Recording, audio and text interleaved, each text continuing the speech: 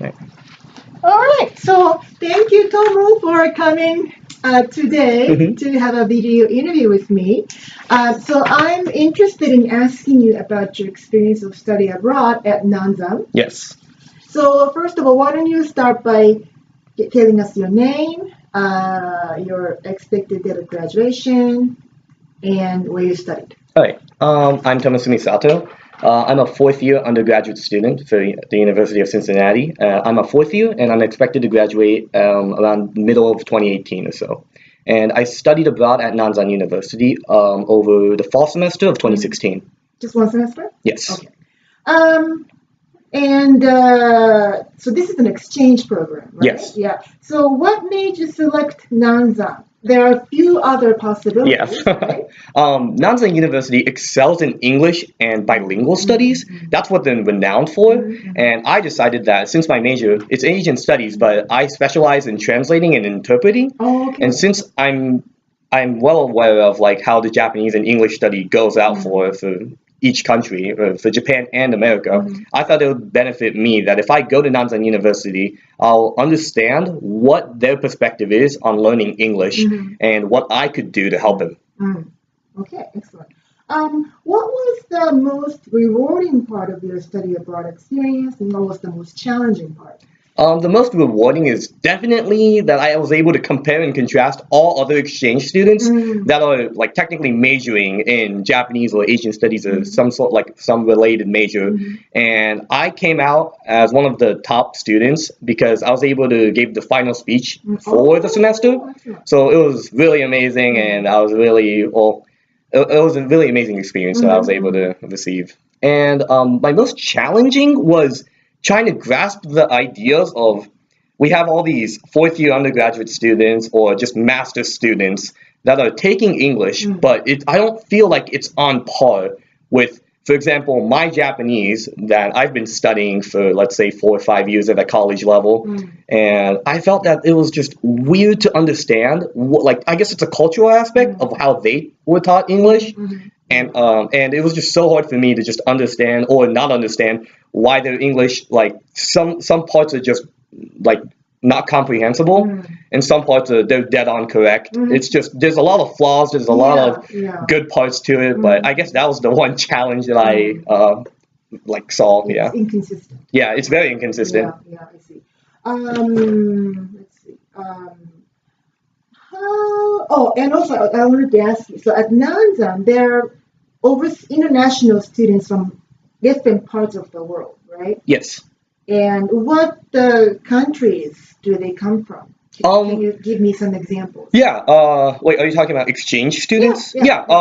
So we had a lot of Australians. Okay. Europeans. A lot of course, Americans. But the Americans that we saw were a lot of them were from the Midwest. Oh. And it was just I don't know. I thought it was just interesting, and you don't see any of the eastern like states and such.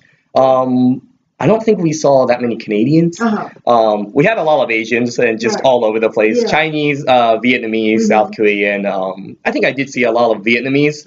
I have no idea why. Probably because of the relationship they have. But it was just renowned for like accepting a lot of different countries. Yeah. And it was just surprising to see like all these different countries in just one university.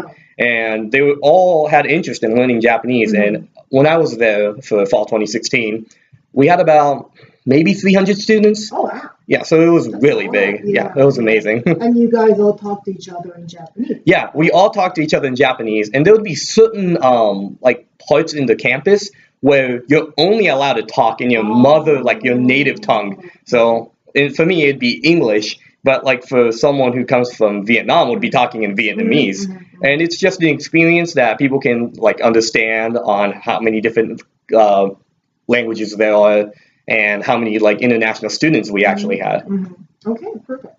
How difficult was it to have the credits transferred to UC after you came back? The credits weren't necessarily a problem since it's an exchange program. Oh, that's right. Yeah.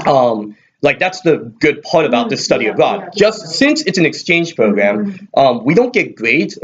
for University of Cincinnati, we don't receive a grade, but we receive just the credit. So if you took 14 credits there, you'll just get 14 credits, assuming that you passed all of them. Yeah, so it's pretty streamlined. Yes, and it takes about maybe a month and a half or two.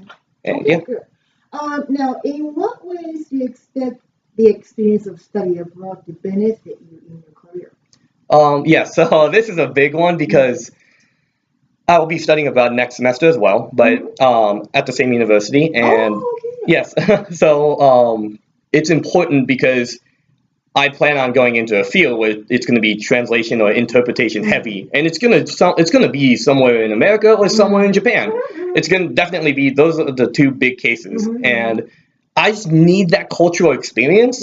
Since I was raised in the States, I'm not sure on how to communicate with the Japanese at a level where they're comfortable at. Right. Because in my study abroad experience, I could totally feel that sometimes I was just off, and sometimes they would feel uncomfortable with it, and it's just something that I just need experience with. Just because I don't correlate with Japanese students as much, despite myself being Japanese, I don't have anyone to communicate with about a native Japanese person in Japan, other than my relatives.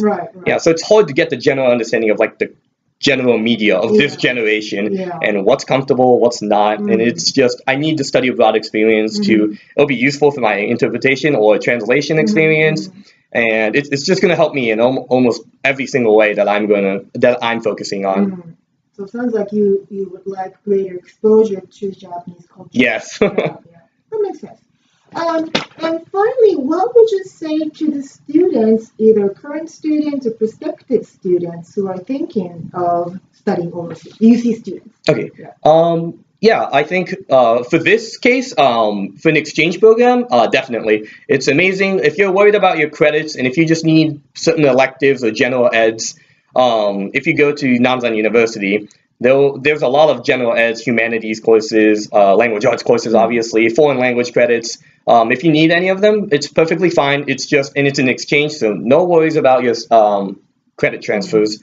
And I think it'll just benefit anyone who has any minor, if you're minoring in Japanese or just minoring in Asian studies, dual majoring, it'll just be very beneficial. It's an amazing place.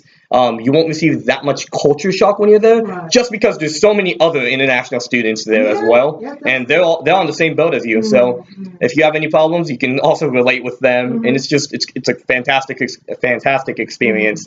And yeah, it's a definite opportunity. It's an opportunity that it's an opportunity that everyone should consider. Definitely. And you got to have some fun, right? It's in Nagoya. Yes. Right? So Nagoya. It's not too far from Tokyo. Yeah, it's not too far from Tokyo. It's also not too far from Osaka as well. Because if you take a bullet train, it's about an hour and a half each way. And yeah, there's a lot of tourist attractions. You don't even have to go to Tokyo and Osaka, because people say that Nagoya is kind of boring just because it's it goes Tokyo, Osaka, and then Nagoya, the general stereotype of the hierarchy of the cities.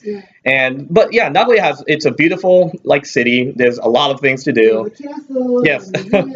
There's so many things to do. So it's just that it's a great experience. Okay, excellent. Thank you so much for your time. Thank you.